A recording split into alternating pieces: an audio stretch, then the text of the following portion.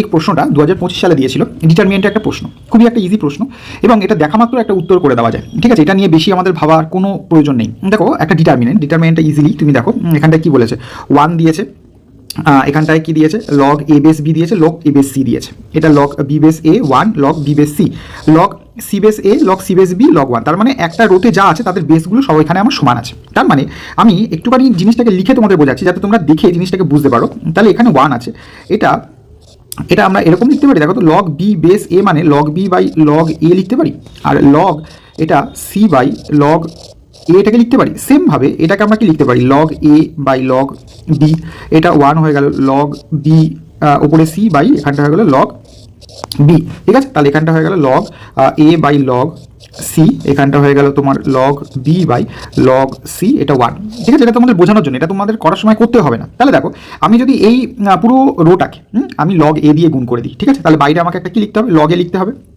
তাহলে বা তুমি এখান থেকে লগে কমন নিতে পারো 1 বাই লগে। ঠিক আছে, তাহলে যদি আমি এখানটায় 1 বাই লগে, বাইরে আমার কি থাকছে আমি লিখছি না, তার মানে এখানে যদি আমি গুণ করে দিই, বাইরে আমার এটা কিন্তু দরকার পড়বে না, কারণ ভেতরেরটা নিয়ে আমরা এখানে কাজ করবো। ঠিক আছে, বাইরেটা আমি আপাতত লিখছি না। তাহলে এখানটায় কি আসবে, তাহলে এখানটা আমি যদি লগ এ দিয়ে রো 1কে গুণ করে দিই, তাহলে এটা হবে লগ এ, এটা হয়ে গেল লগ বি, এটা হয়ে গেল লগ সি। ঠিক আছে, সেমভাবে এখানটা নিচে বি আছে, মানে সেকেন্ড যে রোটা রয়েছে সেটাকে যদি আমি লগ বি দিয়ে গুণ করি, তাহলে হয়ে গেল লগ এ, এটা হয়ে গেল লগ বি, তারপর হয়ে গেল লগ সি। দেখো এরপরে আমার থার্ড রোটা করারই দরকার নেই, কারণ অলরেডি দুটো রো এখানে আইডেন্টিক্যাল হয়ে গেছে, এবং দুটো রো যদি আইডেন্টিক্যাল হয়ে যায় তার ডিটারমিনেন্টের ভ্যালু কি চলে আসবে, 0। সুতরাং এটা আমরা দেখলেই বুঝতে পারবো এখানটায় এ বি সি হবে, এখানেও এ বি সি আছে, এখানেও দেখো এ বি সি আছে, এখানে তিনটেই রো ইকুয়ালি হবে। সুতরাং এখানটায় যেটা অ্যান্সার হবে সেটা তোমাদের অ্যান্সার হবে অপশন এ, মানে 0। সুতরাং আমার এখানে পুরো অঙ্কটা করার দরকার নেই, আমি জাস্ট এটাকে কোনো ক্ষেত্রে আমি যদি এক্সপ্যান্ড করতে চাই এক্সপ্যান্ডও করতে পারি, আর এটা দেখেই বোঝা যাচ্ছে যে আমি জাস্ট এরকম ভেঙে লিখলে এটা ডিটারমিনেন্ট ভ্যালু 0 আসবে। তো এরকম মজাদার ট্রিক্স এবং সোজাভাবে করার জন্য চ্যানেলটাকে অবশ্যই সাবস্ক্রাইব করে নোটিফিকেশন অন করে রাখো। তারপর তোমাদের সাথে পরে ভিডিওতে।